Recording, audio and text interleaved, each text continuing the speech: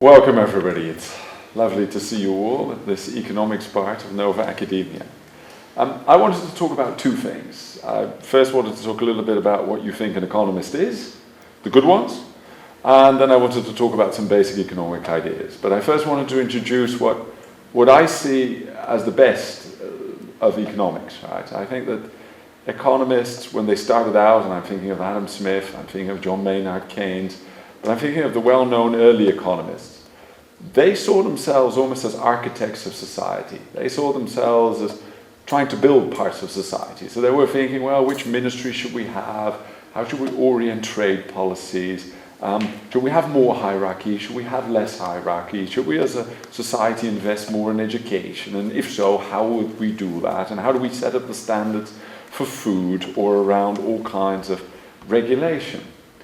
And this is a very strange way of looking at the world. So when I travel around the world and I meet other people, they've often never met somebody like that, right? This is sort of a new kind of person to them because they're a little bit afraid of economists because the economist looks at them almost like a piece of clay, right? They're sort of, how am I going to fit you in?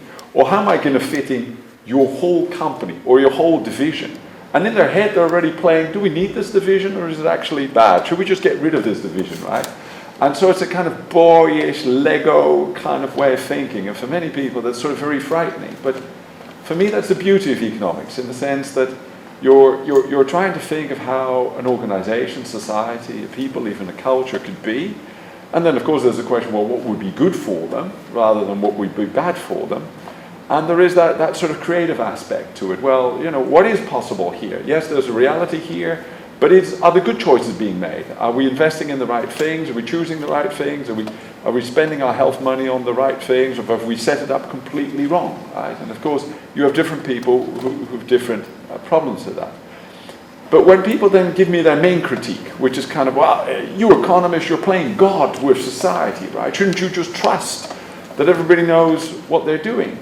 My answer to that is always, well, but how do you think reality came about? Reality is part of sort of an organic growth, an organic change, plus people indeed trying to design stuff, trying to architecture stuff. And reality never works out the way you designed it, the way you planned it, but planning has been part of it. Design has been part of it, right? There's an awful lot of things we now see in practically every country which we've learned from each other. Everywhere you see the same education structure, primary school, secondary school, some notion of tertiary, universities. The road looked the same everywhere, right? The way in which food safety is handled pretty well is almost the same everywhere. How do you think that came about? Well, people planned it, they experimented with it. This is very much what economists did, and we learned from other countries. So what do you think of this idea of economics? Is that how you thought of economics, or what was prior to me giving you the spiel about, you know, economists at best, they sort of see society as a piece of clay that they want to mold, and also large organizations. I mean, does that appeal, or do you say, oh my God, I don't want to see an economist again in my life? Oh, I would just add to your definition that the advisors to the architects of society as a general rule. Yes. They're typically not doing the building themselves. It's very true. It's very true. Economists are not the king. Economists are the advisor of the king. But, you know, the king never has time to do the architecture, right? He's busy being king, being powerful, as it were, right? But I would say more than that we're just advisors to power, although that's definitely largely a self-image. The really good economists, they see themselves almost as the advisors of everything and try to co-create this, right? So it's more that they take care of that side of business of large groups and large organizations, much as somebody else takes care of the water supply, and somebody else takes care of the electricity, and somebody else takes care of being boss, and somebody else takes care of the nurturing of children. These are just roles, as it were, right? And the economist plays the role of, okay, thinking, in the general organization of how we do stuff, what is still lacking, what should we do more of, how can we do that, can I engender that? So advisors to society. But you're right, they hardly ever have any real power, right? Although some of them, like Arnold Schwarzenegger, he was an economist, and Kofi Annan, they were economists, they make it to places of authority.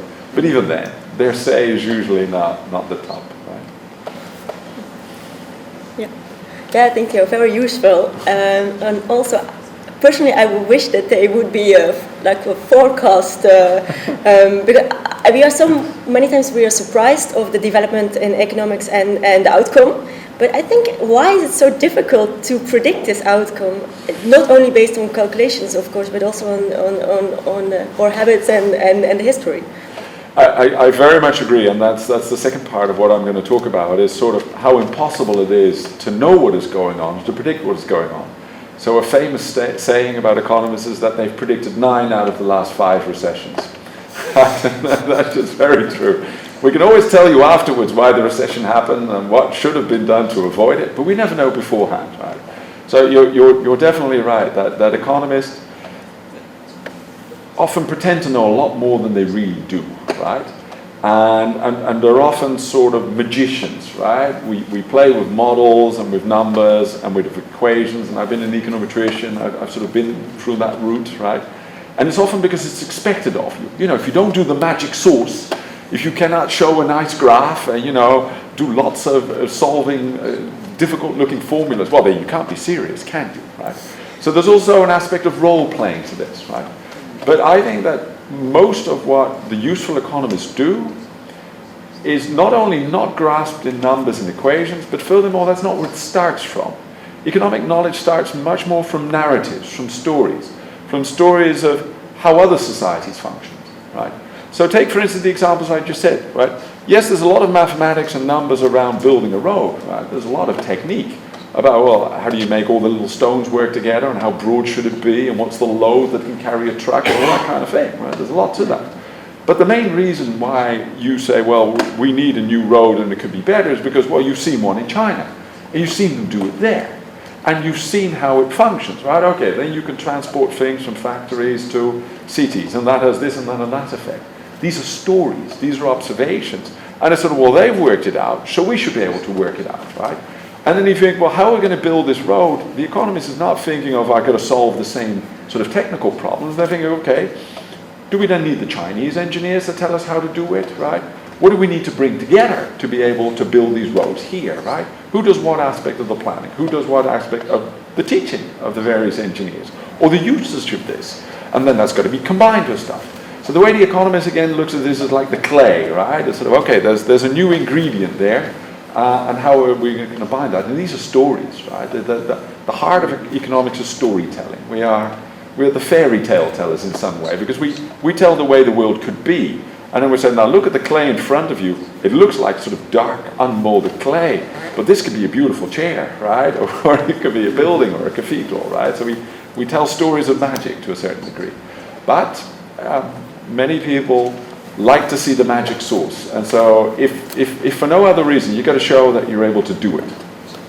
Because otherwise people won't take you seriously. Or you can't do an equation. Oh my God, you can't be a real economist then, right? Even despite the fact that we hardly ever predict something truly well. But what is like the economic function of what people want and need, and what they think they want but is not good for them? There too, the good economists will ask themselves, why do people want this, right? Where does that come from? And like Cheered, they sort of look for the deeper structures. Well, what made you want that, right? Is that just a matter of somebody having something to sell? Somebody selling a medicine that you don't actually need, and then he convinces you you're ill, which you're actually not, right? We think like that. We think of, okay, what are their incentives? What are they making out of this? Or, well, you want to eat. Well, that's very good. That's very healthy. Keep on wanting to eat. This keeps you alive, right? So there's a judgment there, right? Is this a good want to sort of, for society to push, to propagate, or is in some way there's an unwanted want, whereby the question is, can we get rid of this? Can we have different structures that make you less vulnerable to advertising and creation of wants that you shouldn't have? But there is also another thing to say, which is one of the basic economic ideas I didn't want to talk about too much at length, but is that yes, if there's one belief that economists have, and belief in the same sense that Cheered talks about truth, which is that we act upon this, right? This is the basis of the reality on which we make choices, is that people want infinite stuff. There is never enough for people, right? And you can't get this out of them. You can't make them a different human, right? There's always those people who will always want more and strive relentlessly to more and more and more and more and more, right? And in that sense, there's always an element of conflict. There's always an element of, well, are we going to spend more money on the last 2 weeks of someone's life, or are we going to spend money on somebody's childhood? Am I going to go to France on holiday or somewhere else? I'm going to buy a car, all that at the individual level, but also at the societal level. Are we going to build more hospitals or more schools? Right? Are we going to do development aid, or are we going to spend it on our own war industry directly? Right? So there's always choices, and there's this infinity of wants. And so economists find it very normal that people are always marketing the stuff that you should spend on, right? Because we see this as a tug of war, right? A game, right? And then we're not judgmental about that, right? Of course you tell us about your wonderful new things that we should all buy. Let's hear the argument. Right? Why should I spend on that or not that? Right? Convince me, as it were. Right? There's an element of consumerism, but we try to look beyond this consumerism, which is also, well, what is a better outcome for most of us? Right? So acting as a group. Are we okay? Have you ever met an economist before? Can I ask? You? I'm the first one. Yeah, yes. I asked this of Saudi audiences in Saudi Arabia where I teach. And in a room of 50 to 60 people who are 35 on average, there's normally only 1 or 2 who've ever met an actual true economist, right? So it tells you we're rare, right? But those who've met true economists say, yeah, that's exactly what they're like. And then they say, well, they're a little bit aristocratic in some sense, because they're almost standing outside of society to the degree that's possible, and sort of seeing us all like moldable, right? And it feels a little bit, right? But also, if you get used to that, it's sort of, well, but they don't know for sure, so they can be argued with, and to a certain extent can be interacted with. Oh, but you're wrong on that, convince me that this is right, right? And the good economists are all for that, right? If they can't explain it, because they're not the powerful ones, their job is to explain, right? Okay, so let me then tell you about basic economic ideas, and let me give you this sort of cheat sheet of basic economic ideas, and I think there are about 15 to 16 of them, and what you are looking at is the result of almost 20 years of developing an economic curriculum. So the first time I put together a sheet like that, it only had 6 or 7 economic ideas, and that was in 2004 when I was doing this for the Australian Treasury, so for their Ministry of Finance basically. And every 2 years or so I've added a new economic idea. And none of these economic ideas, in a sense, are purely mine, in the sense that I came up with them. It's more that I sort of discovered these ideas, but then also discovered the people who wrote about them, right? And so all of these are sort of recognized by people who truly know an awful lot about economics, although most economic professors probably would only know half of them, or this or that, right? But if you get a true expert in economics, they will recognize all of these in some capacity or another, and there are whole libraries on these. And so each of these ideas, to a certain extent, if it's a perspective, a story about, well, this is seemingly very important in human societies. It is a principle of how we've organized things and how you can build things. So it's almost an architectural principle that sort of explains something, but also has a kernel of malleability in it. You know, oh, this is what you do with this type of clay. This is what you do with that kind of problem. And so I sort of wanted to talk about one of them. I wanted to talk about embodied cognition. It's on the second page, so it's one of the more later ones. It's one of the interesting ideas, which is a little bit less mainstream economics, but Michael Polanyi is associated with this. The Austrian School of Economics is associated with this. And it takes some getting used to, but it has a lot of characteristics of an idea which you see in many different parts of the humanities. You also see it in biology. So in order to explain the idea of embodied cognition and what it means for economics, it's handy to start with a question. Do you know how the cells in your body divide? Do you know? Well, I think it's meiosis, but the DNA in the center of the cell splits and basically creates 2 copies of each other, and then that grows into 2 cells. Ah, you clearly paid attention in biology class. But do you think that's the only thing that happens? I mean, these cells are incredibly complex organisms, right? I mean, millions and trillions of molecules, there's all kinds of splitting and adding and this and that. What you described is a small part of the process. Would you know every part of the process? Not a chance. No. Do you think there's any human in the world or any group who understands that process and all the things around it that are needed to make it happen? You know, all the bloodstream around it, all the other cells around it, how they have to be for this to happen, so that they can recreate it. Do you think we've worked this out as scientists? Nope. So, because I know that there are other experts which are part of Nova Academia who are totally cell experts, right? And I hope that they won't correct me later. But I think I'm correct in saying nobody knows exactly how to do this and recreate this, right? It is fantastically difficult, right? Incredibly difficult. But your bodies do it trillions of times every day. Now, does your brain know how to do it? No. But your body knows it, right? It happens. And it happens in a fairly regular pattern, right? You know, when you cut yourself, there'll be a lot of new cell divisions taking place, and the cell divisions all over your body taking place, and all kinds of cells in your body which are not yours are dividing as well, right? There are lots of bacteria in your gut and this and that, and they're dividing as well. They play the same game, right?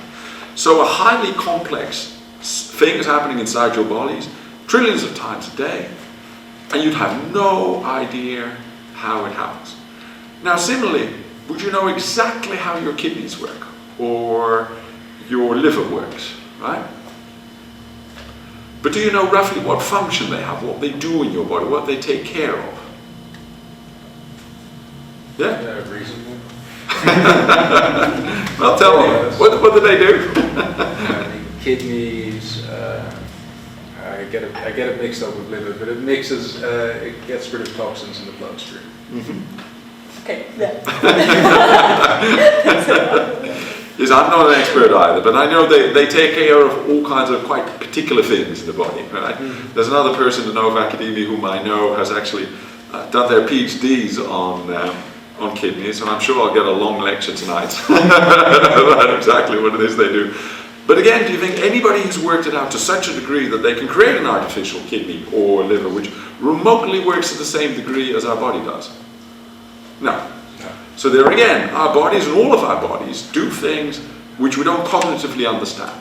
Well, this is an aspect of what we think of as embodied cognition, which is your mind doesn't know it, you can't write it down, and within your body, it is only in a particular area which knows it by doing it, right? Which knows it by doing it. And as such, you can see the human body as an incredibly complex organism. You can even see us as a cooperation of cells, right? That we are a multitude of all kinds of cells and organisms. We're also cooperating with things which don't have our DNA, right? We are a cooperative that's walking around, right? And this helps the entire organism. But we've done this, as it were, in all different parts. We've gone to special functionalities, if you like, right? Things that are taken care of, right? So the liver takes care of something, our kidney takes care of something, our heart takes care of, our brain takes care of something, right? Now, the big insight that Michael Polanyi had, and that others have had, is that every large human organization works along a very similar principle, which is in the sense that management doesn't know what they're doing, right? It is more that we've grown solutions around problems that take care of things. And so ask yourself, why does government in the world have lots of these different ministries? Why don't we just have one ministry which brings out the big plan and everybody then just follows that plan? Why don't we do it that way? Why do we have these separate ministries? I guess because it's too complex to do this in one ministry. Yeah, decentralized decision making is typically more efficient. So yes, but it wouldn't mean that it's impossible, right? There's incentives in decentralized decision making, but there's also this aspect of knowledge, as it were, right? So let me give you a good example of a puzzle, right? So suppose Elon Musk, who is brilliant, very smart, whatever you think of him, right? I don't take a stance on it, but he has in his head that I believe he has in his head that he wants humanity to go to Mars, right? Does he know whether that's possible? technically at the moment. Can he know? No. I think also Elon Musk really moves like a problem solver. Yeah. So he's like the whole day he's like fixing problems. But the question is like, what does he prevent? Like which problems will be there? So what kind of strategy do economic people like Elon Musk or is it like economics make to decide what would be the problem solving motivation? Mm-hmm. So, what do you think his basic strategy is for building the organization, if you like, that would get humanity to Mars? How do you think he and his team would set about trying to solve a problem which they don't know they can solve? What do you think they do? Do you think they start with the super grand plan and then everybody just goes ahead and does something individually? Or how do you think they do it? Experiment. Just try to make like a spaceship and see how far it goes. Okay, let's think about. Let's try to talk about how to make a spaceship. Do they think, again, it's all designed from scratch in one go, or how do you think they do that? Trying to measure things and to make some mathematical techniques. That's a good question. I'm really wondering how would I do it or how does he do it? Of course, there's already a lot of information about maybe spaceships, but I have the idea that he is someone who is approaching is completely different and he's starting at zero somehow.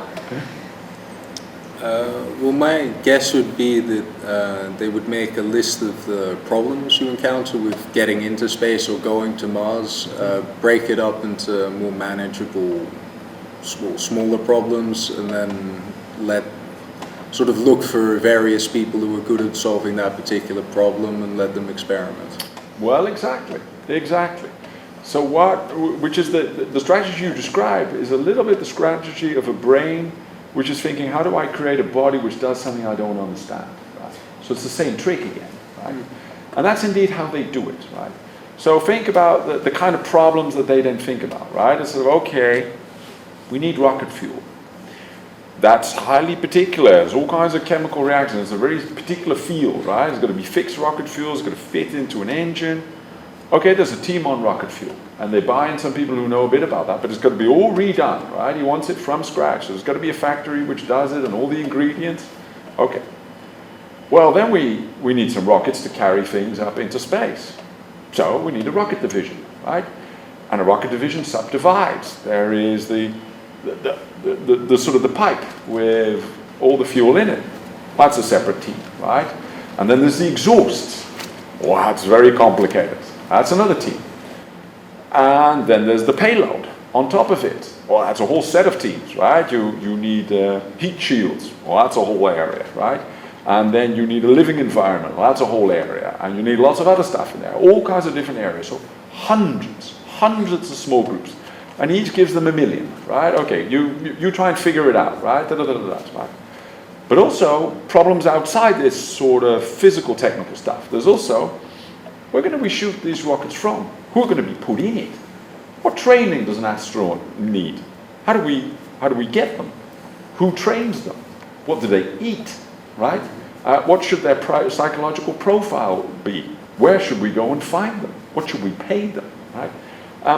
How do we build the road to where we're gonna shoot these things up, right? How much electricity do we need, right? These are all lots and lots of different problems. And there's no way that Elon Musk and even a team of 20 brilliant scientists have any chance of solving that. But a team of 100,000 scientists broken into 1,000 different functional groups, which all solve a very, very particular problem, right? Once on Mars, what kind of structure do you need, and how would you try to get soil going, and all that kind of stuff, right? You put them on it for years, right? And you let them experiment. You let them try stuff, right? That is the way that kind of thing is approached. That's the way how, we once had a space mission. That's the way how we almost solve any very complex problem. That's how we solved the problem of trying to make a new academia. That's how we tried to solve the problem of setting up a health system. That's how we set out to try and solve the problem of making a new harbor, for instance. So almost any large complex problem you see in this world of how to run things, which are very, very difficult, right? This is how we do it. We do it just like a body, but we sort of say, well, okay, we need something that looks like a liver. We don't know how to do it, and the liver needs to have 10 other functionalities. We don't know how to do that either, but we're going to build small pieces of the liver, and that's going to be done locally. So you get all this local knowledge, as it were, in these areas. Well, but then you have another problem, which is, do these people know whether the solution they've come up with fits in with the rest? Can they know? Can they know? They can't, right? They can't, right? So what is then your next trick? How are you going to deal with all the problems of the fact that you've got hundreds of these groups, which have all come up with brilliant solutions to particular problems you set them for, you pay them for, but most of their solutions don't work with the solutions of the other ones. You know, the rocket fuel doesn't fit into the nozzle of the other one, and the road to it doesn't actually carry that kind of rocket, and the astronauts are not actually able to sort of get on well with each other, and the payload doesn't fit up on the rocket, and once the Mars rover would break down once you're there, right, the whole thing falls apart with lots of... What do you do then? How do you solve that problem? That You've created a problem which is that they don't know what the other ones are doing. That's how you've tried to solve things. What do you do then? What do you do about that problem? Yeah, there we arrived at the current problem in the world. I think we highly overdid it to make things in China for over here, and we did not really take a good example on the body example with the same, metabolic system, and you have to communicate intern, and it's not even wireless inside of the body. Maybe some processes are wireless, I don't know, but so yeah, this is difficult. I don't know. I think we have it's getting too far apart and too. I have no solution to this, so I don't know. Even the language is already a problem. So when these different scientifics or I don't know. I have no idea how to find a solution to this.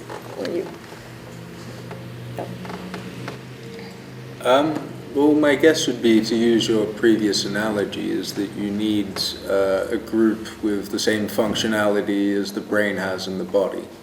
So you need a group that oversees all the different groups and sort of talks amongst themselves.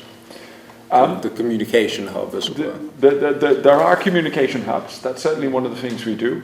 But several of the other basic economic ideas I put in there are grand ideas which humanity has discovered over thousands of years of how to deal with this secondary problem.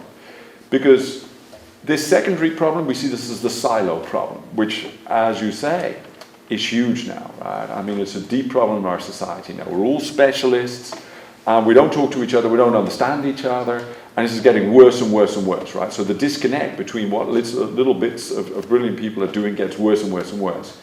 But we do have answers to this from history, right? I mean, the Chinese bureaucracy, which sort of figured out the first sort of how to do this, also figured out additional mechanisms how to do this, right? So to give you that a nub, because we don't have time to go into all of that, and these are libraries of thought which will take us, many weeks and months at the castle, in order to work through how this is done to such a degree that you can design this, right? But one of the key tricks that we use is yes, there is a bit of sort of central information gathering, but also what we do is we take young, smart people like yourselves who've proven themselves to be good at something, right? So they are a specialist in somewhere. We rotate you around. We put you 6 months in one part of the company or one part of the ministries, and 6 months in another part, or 3 months. And we make you into a group, and you talk to each other as a group, and you talk about the problem that this little piece of the company or this little piece of the Mars exploration is created for that piece. And then you try and work that out. And then you go to a third one, and you see a problem. Oh, these two together create a problem for that. Now, you don't have enough time in your life as a youngster to go through all the hundreds of groups that are to do with getting something to Mars. But if I have hundreds of youngsters, and I rotate them around, then as a group, they do know all the problems that are created between these little subgroups. And so then you have a whole secondary system of figuring out the easy problems that they create to each other. Okay, let's adjust the fuel, or can we adjust the rocket somewhere, and would that then create that, right? So all this kind of experiments up and down the chain, horizontally and vertically, happens, right? And you have You have a target group, or you have a select group, or you have a white paper on, okay, the joint problem that we're all facing with, the heat, it's too much, or we have a problem with the place where we're going to do this, or education in general, right? And so they have task forces to deal with very particular problems, which are then created by all these silos, right? That's a trick, right? And over time, this group of rotating, specialized youngsters, they become generalists. They become your senior managers. You basically let them run the place, right? And they, as a group, they've not only experienced a lot of these problems, they also know, you need to keep this rotation going because new ones come, but they also have experience in how to then overcome these problems, how to deal with that, right? What the quick fix solutions are, what the deeper solutions are. Oh, that whole group is dysfunctional, we need to get rid of them, we need to put a different group in place. Oh, we didn't think about, but we need 5 more groups for, all kinds of technical problems that have come up, right? And so they know the tricks of the trade, if you like, right? But also you then create a group out of them, an elite, if you like, right? And you see that in practically every large society with a large bureaucracy, there's kind of an elite looking after them. And we call them the deep state. So it doesn't mean that these are people you might like, but to some extent they're inevitable. They create, because they're the ones who take care of the problems created by the silos. So you see what a tricky thing, as it were, our societal bodies are, right? We've subdivided incredibly complex problems into all kinds of small problems so that we can solve it. And then we've got these huge second problems, we don't talk to each other. But we've set it up that way, that's deliberate, right? So it's kind of you can see the difficulty of the economic architect in here, right? Okay, what sub-problems, and how do I then deal with the problem that I've just created, right? And this is the only means we found towards it. We've not found a way for the grand plan. Though, of course, there are lots of people who say they have the grand plan. But anybody who says they have the grand plan, whether they call that the strategic development goal, the sustainable development goals, or Agenda 2030, I mean, does that even sound remotely realistic then? That anybody could do that? It starts to sound ridiculous, right? It's sort of the fleas on the back of the elephant starting to jump up and down. Oh, I know which way it's going that way. No, you don't. Right? No, you don't. Are there any questions about that? Because I think we're out of time. Right. But you can see how intricate this is, right? And but these are knowable things, right? We know the tricks that we've come to as humanity. Okay. Thank you very much for your time and attention. Great.